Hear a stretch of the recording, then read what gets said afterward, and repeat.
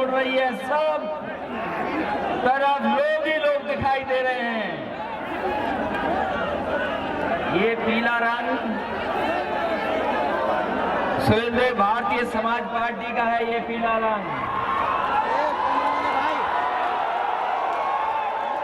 पीला ही पीला दिखाई दे रहा हमें। देखिए इधर, और लाल टोपी भी सर में है। लेकिन सोचो, हम मैदान में लाल और पीले वाले इकट्ठे हुए हैं।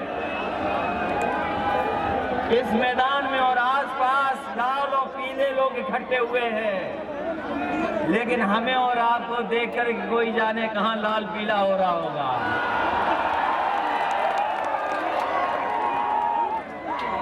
और इस बात को हमारे आधे ओम प्रकाश राजभर जी अच्छा जानते होंगे।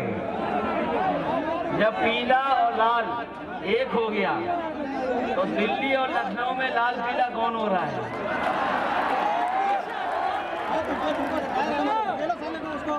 और फिर आपने ठीक कहा, अगर बंगाल में कुछ हुआ है, अगर बंगाल में कुछ हुआ है तो ठीक कहा है आपके अध्यक्ष जी ने कि अगर बंगाल में कुछ हुआ है तो यहाँ के लोग भी और पूर्वांचल के लोग भी खदेड़ा कर करके दिखाएंगे। यहाँ भी खदेड़ा होगा, होगा कि नहीं होगा? और मैंने लखनऊ में कहा था, मैंने लखनऊ में कहा कि जिस दरवाजे से भारतीय जनता पार्टी सत्ता में आई है, वो दरवाजा ओम प्रकाश राजभर जी ने बंद कर दिया है और हम लोगों ने मिलकर के उसमें चटकनी लगा दी है। बताओ वो भारतीय जनता पार्टी का क्या होगा?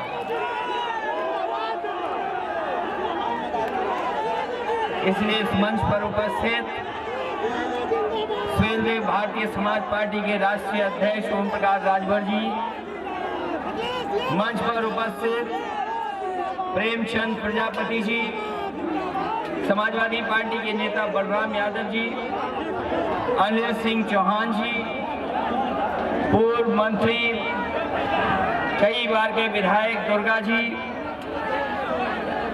राम सागर बिंज जी, दयाराम पाल जी, बाबूराम पाल जी, राजीव राय जी, सुनील सिंह अर्घवंशी जी, अरशद अंसारी जी, सतीश बंजारा जी, बालक चौहान जी,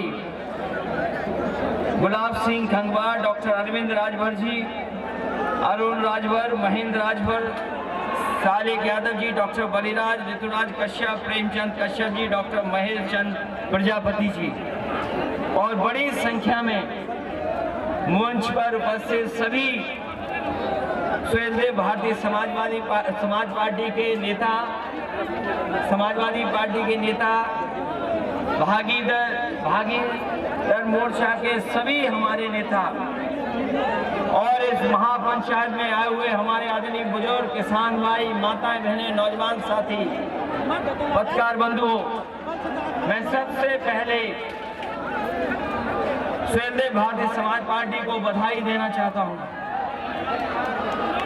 मैं उनके नेता को बधाई देता हूं कि इस ऐतिहासिक कार्यक्रम के लिए, इस शानदार कार्यक्रम के लिए बहुत बहुत मुबारकबाद आपको। ये चुनाव की शुरुआत माने और जिस समय पूर्वांचल जाग जाता है, जिस समय पूर्वांचल के लोग चल देते हैं, वो निश्चित दिन हो जाता है कि इतिहास बदलेगा और जो हम आप वंचित समाज, पिछड़े, दलित, अल्पसंख्यक, जिनको अधिकार नहीं मिले, जिनको सम्मान नहीं मिला, मुझे पूरा भरोसा है कि आने वाले समय में जो चुनाव होगा, उत्तर प्रदेश से भारतीय जनता पार्टी का सफाया होने का काम होगा। और सफाया इसलिए जरूरी है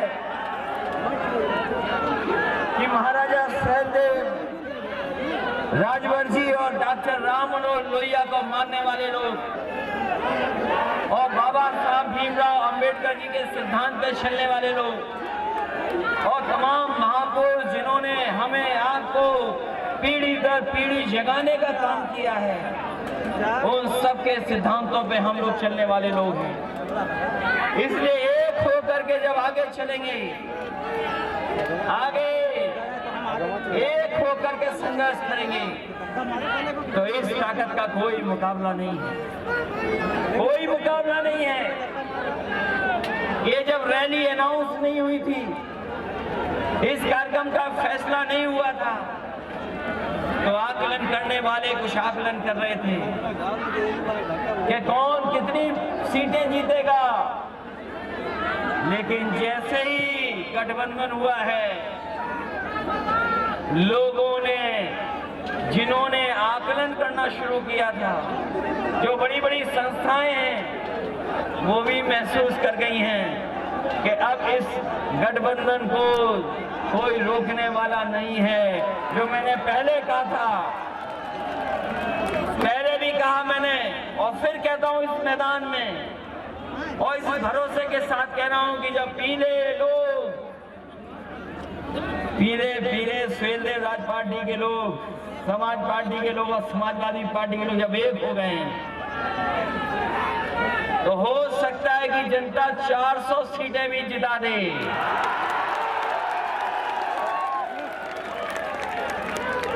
जो ज्यादा बोलते थे, जो लोग ज्यादा बोलते थे, वो अपना गिनती नहीं ठीक कर पा रहे हैं। जो ज्यादा बोलते थे, बताओ वो क्या गिनती करेंगे। इसलिए ये आपका भविष्य बनाने का चुनाव है, आपके भविष्य का चुनाव है। जो खोया हुआ सम्मान, उस सम्मान को पाने का चुनाव है। जो आपने सम्मान खोया है, उस सम्मान को पाने का चुनाव है। बताओ एक होकर के सफाया होगा भारतीय जनता पार्टी का? नहीं होगा।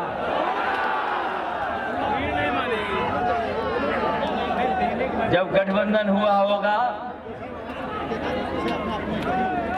आपके नेता तो भारतीय जनता पार्टी के साथ भी रहे हैं।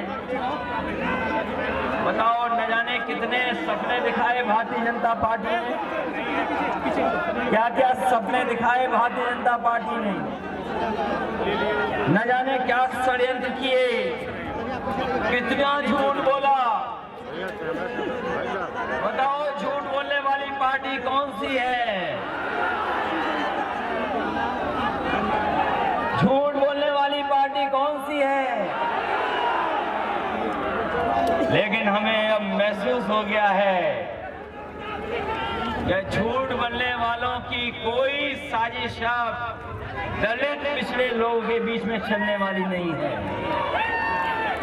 कोई साजिश चलने वाली नहीं है।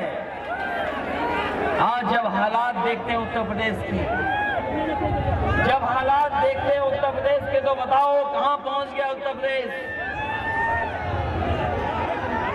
कहां पहुंच गया?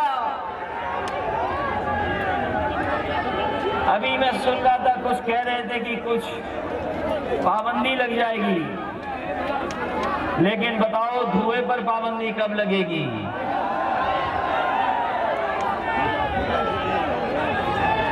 इसी पे पाबंदी लगाने की बात कह रहे थे, लेकिन धुआं भी है, उस पर भी पाबंदी लगनी है। जो धुएं में रहते हैं वो बताओ क्या समझेंगे गरीबी को? क्या सपना दिखाया कि चप्पल पहनने वाला हवाई जहाज में चलेगा? यही सपना दिखाया था। और आज जब महंगाई देखोगे तो बताओ चप्पल पहनने वाले की मोटरसाइकिल भी खड़ी हो गई है। जिन लोगों ने सपना दिखाया कि चप्पल पहनने वाले लोग हवाई जहाज में जाएंगे, आज पेट्रोल की कीमत क्या है? आज उनकी मोटरसाइकिल खड़ी हो गई। और अगर मोटरसाइकिल लेकर निकलते भी होंगे तो हो सकता है कि कुछ लोग ऐसे खड़े जो चालान के बाद चालान दे देते हैं। क्या हालत कर दी उत्तर प्रदेश की? क्या याद नहीं आपको जिस समय लॉकडाउन लगा था, लॉकडाउन लगा, याद हो आपको, लोगों को अपने सहारे पे छोड़ दिया, जो जहां था वैसे ही छोड़ दिया, कोई इंतजाम नहीं किया गरीबों का, और गरीबों को छोड़ दिया कि जाओ अपने घर पहुंच जाओ। जो गरीब थे अपना सामान लेकर के, अपनी पोटली लेकर के, जो कुछ कमाया हुआ था सब कुछ लेकर के, कोई महाराष्ट्र से चल दिया, कोई गुजरात से चल दिया, कोई देश के दूसरे हिस्से से था, वो अपने गांव पहुंच गया। लेकिन इस सरकार ने कोई उनकी सुध नहीं ली, कोई मदद नहीं की सरकार की, कोई सरकारी मदद नहीं हुई। न जाने कितनों की नौकरी छूट गई। तमाम हमारे मजदूर चलते चलते जो दूर दूर से आए थे उनकी जान चली गई, कोई सरकार ने मदद नहीं की। और जब बीमारी आई, जब कोरोना जैसी बीमारी आई, जिस समय सरकार को सबसे ज्यादा मदद करनी थी, सरकार ने मदद नहीं की, आपको बेसहारा छोड़ दिया। आपके ऊपर कोई मदद का सहारा नहीं रहा। आप आपके सगे संबंधी, सगे संबंधी जो दवाई पीछे जाओ, न दवाई मिली, न अस्पताल मिला, न बिस्तर मिला, न ऑक्सीजन मिली, कहाँ चले जाओ, तमाम हमारे लोगों के गरीबों की जान चली गई। कोई सरकार ने मदद नहीं की। जिस समय बीमारी थी कोई मदद गरीब की नहीं मिली और बेसहारा होकर के लोगों की जान चली गई। लोगों को अनाज छोड़ दिया। न जाने कितने लोगों के घर में कोई नहीं बचा। ये संकट पैदा किया भारतीय जनता पार्टी।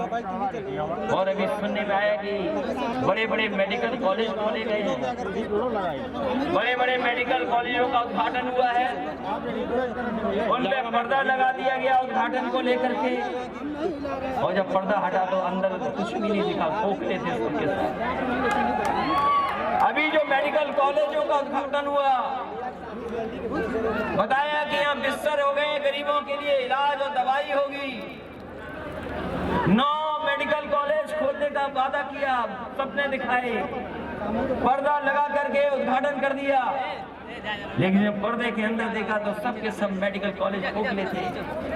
उनके अंदर न डॉक्टर, न दवाई का इंतजाम, न बिस्तर, केवल गरीबों को धोखा देने का काम कर रहे हैं। और अजीब सरकारें हैं।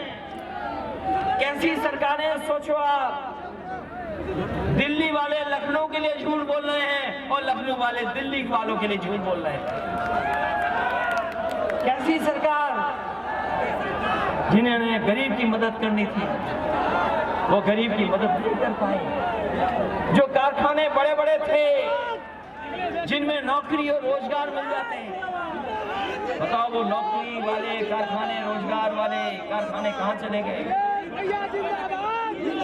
बताएं हिसाब कहाँ है वो कारखाने? यही नौजवान नौकरी और रोजगार ढूंढ रहे हैं। क्या भविष्य है इनका, बताओ नौजवानों, सोचो कभी, क्या भविष्य है आपका? क्या भविष्य बना दिया आपका? न नौकरी न रोजगार। और जितने नौकरी और रोजगार भी कारखानों में मिल जाते वो सरकार ने बेचने का काम किया, वो सब बिक गए। ये हमारा उत्तर प्रदेश देश इसलिए पहचान है, इसलिए पहचान है क्योंकि हम और आप लोग एक साथ रहते हैं। जब हम याद करते हैं महापुरुषों को, जब हम याद करते हैं बाबा साहब भीमराव अम्बेडकर को, जब हम याद करते हैं डॉक्टर राम मनोहर लोहिया को, जब याद करते हैं आजादी के संघर्ष को, और जब हम तुलना करते हैं दुनिया में अपने देश की, तो कहां देश को पाते हैं? कभी सोचो आप कि आपका प्रदेश और देश कहां पहुंच गया है। आज प्रदेश में भुखमरी है, हमारे गरीबों पे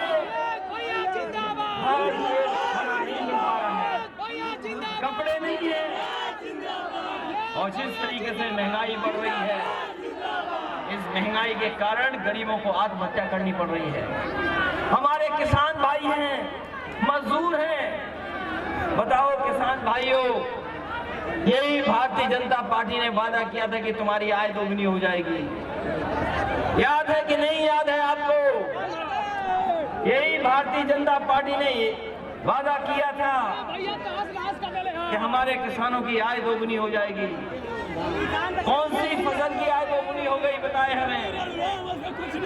अभी धान खड़ा है, क्या धान की कीमत आपको दोगुनी हो जाएगी, आय दोगुनी हो जाएगी? कोई ऐसा है यहाँ पर जिसके खेत ना हो? क्या नौजवानों आपके खेत नहीं है क्या? एक तो नौकरी नहीं, रोजगार नहीं, खेती बाड़ी है वो भी मुनाफे की नहीं बची। बताओ, जुताई महंगी हो गई, बुवाई महंगी हो गई, बीज महंगा हो गया, डीजल महंगा हो गया, खाद की बोरी से चोरी हो गई, पेस्टिसाइड महंगा हो गया। बताओ, लागत बढ़ गई कि नहीं बढ़ गई? आपकी लागत बढ़ती चली जा रही है, आय दोगुनी नहीं हुई, लेकिन महंगाई दोगुनी हो गई। आकलन कर लो आप। और जब किसान अपना हक मांगने को निकले तो किसानों के ऊपर जीप चढ़ा दी। बताइए, जीप चढ़ा दी किसानों के ऊपर, उन टायरों से किसानों को कुचल दिया। कहीं दुनिया में ऐसा होता हो तो बता दो। इस हल्दर मैदान में सोचो, अगर हम उन किसानों को, इस हल्दर मैदान में क्या हम अपने हल्दर भाइयों को नहीं याद करेंगे जिसके कंधे पे हाथ वो हल्दर? क्या हमने आपने वो तस्वीरें नहीं देखी? क्या किसान जब अपना हक मांगने को गया, अपने अधिकारों को मांगने गया, तो इसी सरकार के एक मंत्री के बेटे ने गाड़ी से कुचल दिया किसानों को। किसानों को कुचल दिया, उनकी जान चली गई। और अभी तक गृह राज्य मंत्री ने इस्तीफा नहीं दिया है, गृह राज्य मंत्री हटाए नहीं गए हैं। तो बताओ, कौन उम्मीद करेगा कि जिसके बेटे ने किसानों को कुचल दिया हो और पिताजी गृह राज्य मंत्री हो तो क्या न्याय मिलेगा? किसान भाइयों सोचो, अगर 3 कानून लागू हो गए तो आप अपने खेत में मजदूर हो जाओगे और खेती करने का भी अधिकार आपके हाथ में नहीं होगा। जिनसे आपका कॉन्ट्रैक्ट हो जाएगा वो तय करेंगे कि खेती कौन सी करनी है। ये 3 कानून केवल किसान नहीं बल्कि इस देश की अर्थव्यवस्था को बर्बाद करने वाले कानून हैं। इस देश की अर्थव्यवस्था को बर्बाद करने वाले कानून हैं। जिन किसानों ने सदियों से अपनी खेत की सेवा की हो, उस मिट्टी को पूजा हो, उस खेत में काम किया हो, उनके खेतों को छीनने की साजिश हो रही है। और कोई 1-2 किसान नहीं मरे हैं, 600 से ज्यादा किसान मारे जा चुके हैं। लेकिन बीजेपी वाले उन किसानों को याद भी नहीं कर रहे। सोचो, 600 से ज्यादा किसान मर गए हों।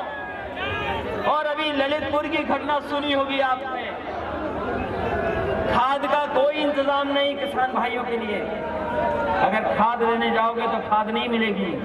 तो बाजार में अभी ललितपुर में किसान खड़े रह गए, 2 दिन तक खड़े रह गए किसान। एक किसान की तो वही मृत्यु हो गई, दूसरा नौजवान किसान ने आत्महत्या कर ली, उसे खाद नहीं मिली। बताओ, ऐसी सरकार जिसको हम और आप लोग अन्नदाता बोलते हो, जो हमारा पेट भरता हो, जो हमारा पेट भर करके हमें कपड़े पहनाता हो, किसान के सम्मान में हम खाद नहीं उपलब्ध करा सकते।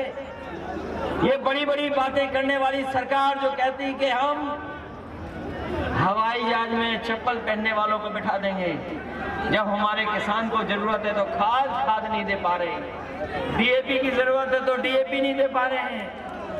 ये कैसी सरकार है सोचो। और हमें आपको न जाने कितनी बार लाइन में लगा दिया। कभी लाइन में लगाया था नोटबंदी में, याद है कि नहीं याद है? और जिस समय नोटबंदी में लाइन में लगाया था तो याद है क्या कहा था कि काला धन खत्म हो जाएगा, भ्रष्टाचार खत्म हो जाएगा। हम आपसे पूछना चाहते हैं, बताओ इस मैदान में उपस्थित सभी भाइयों, भ्रष्टाचार खत्म हो गया कि नहीं खत्म हो गया? और काला धन वापस आ गया कि नहीं आ गया? इन भारतीय जनता पार्टी के लोगों से पूछो, इन भारतीय जनता पार्टी के लोग बताएं कि वो काला धन और भ्रष्टाचार कब खत्म होगा। और ये सरकार तो केवल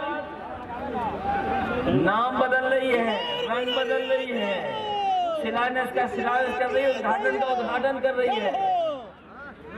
हम लोगों ने गरीबों के लिए एम्बुलेंस चलवाई, जो एम्बुलेंस चलवाई थी गरीबों के लिए कि उसे तकलीफ ना हो, परेशानी ना हो, उस एम्बुलेंस को भी खड़ा कर दिया है। पुलिस के लिए 100 नंबर दी थी व्यवस्था, पुलिस जल्दी पहुंच जाए, मदद करने के लिए पहुंच जाए, लेकिन उस पुलिस की व्यवस्था को भी खराब कर दिया। और ये पूर्वांचल की खुशहाली के लिए सबसे बड़ी सड़क बनाई थी, ये पूर्वांचल के लिए सबसे बड़ी सड़क बनी थी, ये अभी भी पूरी नहीं हुई है। ये मऊ को जोड़ने वाली सड़क जो आगे चली जाए गोरखपुर सलीमपुर, वो भी अभी नहीं बनी सड़क। जो काम शुरू किए गए थे वो अभी भी पूरे नहीं हुए। बताओ कहाँ काम पूरे हो गए?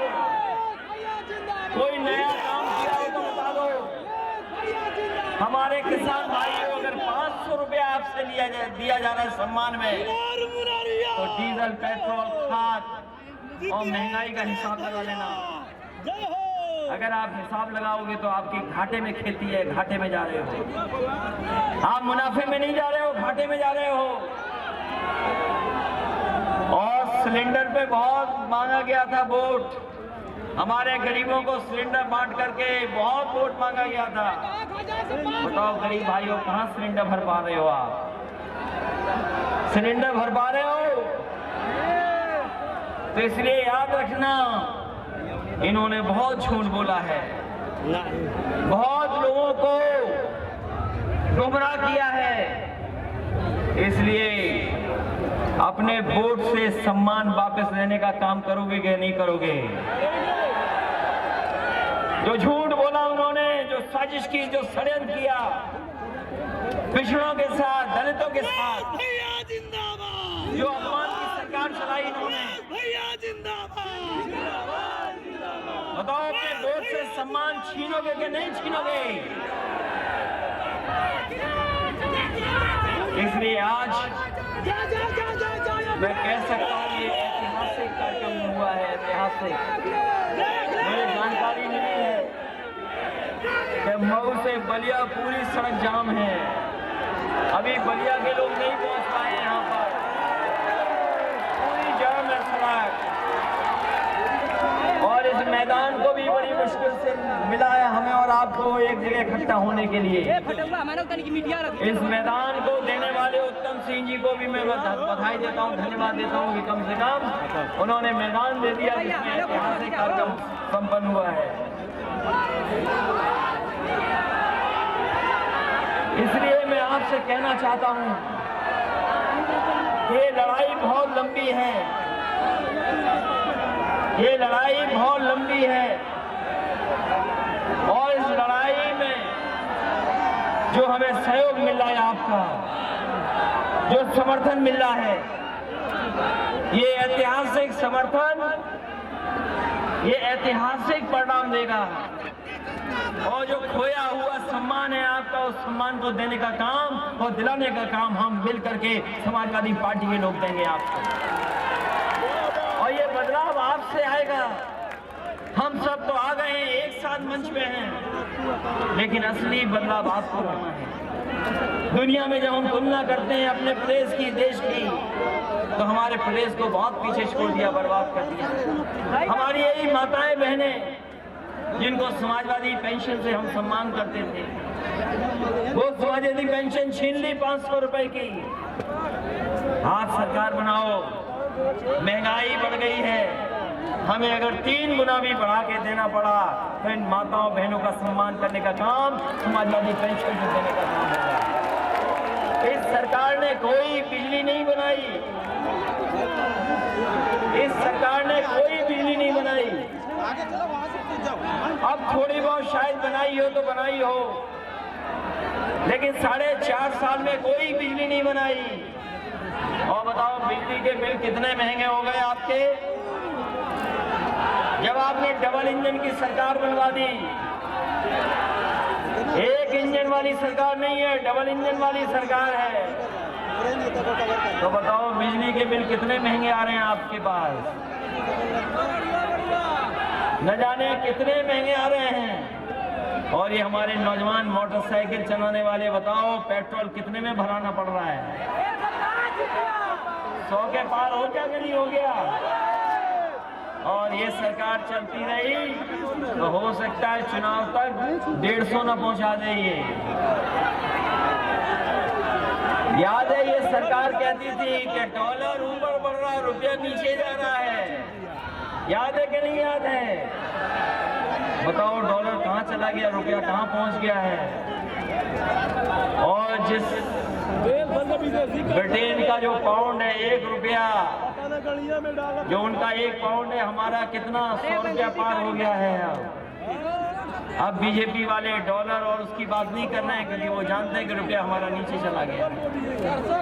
इसलिए आपसे हम निवेदन करने आए इस मौके पर कि ये जो गठबंधन है, ये जो एक साथ हम लोग आए हैं, ये तमाम हमारे गरीब, वंचित, दलित, अल्पसंख्यक, पिछड़ों को एक साथ जोड़ करके उनके हक और सम्मान को दिलाने के लिए साथ आए हैं। और मैंने शुरू में जो बात कही, उस बात को मैं फिर दोहराता हूं कि स्वदेव भारतीय समाज पार्टी ने और उनके राष्ट्रीय अध्यक्ष ओम प्रकाश राजभर जी ने दरवाजा दिखाया था भारतीय जनता पार्टी को। वो जो दरवाजे से भारतीय जनता पार्टी ने सत्ता पाई है, उस दरवाजे को आप बंद कर देना। बताओ बंद करोगे कि नहीं करोगे? अगर आप बंद कर दोगे तो भारतीय जनता पार्टी का सफाया हो जाएगा। इसलिए एक बार फिर मैं कह करके जा रहा हूं आपसे कि लड़ाई लंबी है और चुनाव से पहले कोई भी साजिश हो सकती है, कोई भी षड्यंत्र हो सकता है, लेकिन आप अपनी महंगाई मत भूलना कि 4.5 साल में किस तरह महंगाई बढ़ी है, किस तरीके से नौजवानों के नौकरी और रोजगार के अवसरों को छीना गया है, किस तरीके से पेट्रोल महंगी हो गई, किस तरीके से डीजल महंगा हो गया है, किस तरीके से हमारी बेटियों के साथ अपमानित होना पड़ रहा है। आज कानून व्यवस्था को लेकर के पूरे देश में सबसे आगे भारतीय जनता पार्टी है, सबसे खराब व्यवस्था में सबसे आगे है, भुखमरी में सबसे आगे है। सोचो क्या प्रदेश बना दिया, वो प्रदेश जिसकी जनता ने सबसे ज्यादा लोकसभा जिताए हों, सबसे ज्यादा विधायक जिताए हों, उसके बाद सबसे बड़ा धोखा उत्तर प्रदेश की जनता को मिला हो। इसलिए इस चुनाव में जो 22 का चुनाव आने वाला है, किसान भाइयों को कह के जा रहा हूँ, ये आपके भविष्य का चुनाव है, माताओं बहनों आपका चुनाव है। ये हमारे स्वदेव भारतीय समाज पार्टी के लोगों, ये आपका चुनाव है, आपके भविष्य का चुनाव है। और नौजवानों भूलना मत, ये आपके भविष्य का चुनाव है। इस बार चूक गए तो 5 साल और पीछे चले जाओगे। इसलिए अगर भविष्य बनाना चाहते हो, उत्तर प्रदेश को आगे ले जाना चाहते हो, इस उत्तर प्रदेश से झूठे लोगों से बचाना चाहते हो, तो इस गठबंधन की मदद करना और गठबंधन की ऐतिहासिक जीत दिला करके उत्तर प्रदेश में सरकार बनाने का काम करना, यही निवेदन करने आया हूँ। मैं एक बार फिर भारतीय समाज पार्टी के नेता राष्ट्रीय अध्यक्ष ओम प्रकाश राजभर जी को बधाई देता हूँ। उनके साथ जितने भी मंच पे नेता हैं उनको बधाई, आई हुई जनता का स्वागत करता हूँ जो अभी भी आ रहे हैं, अभी भी चारों तरफ हमें लोग दिखाई दे रहे हैं।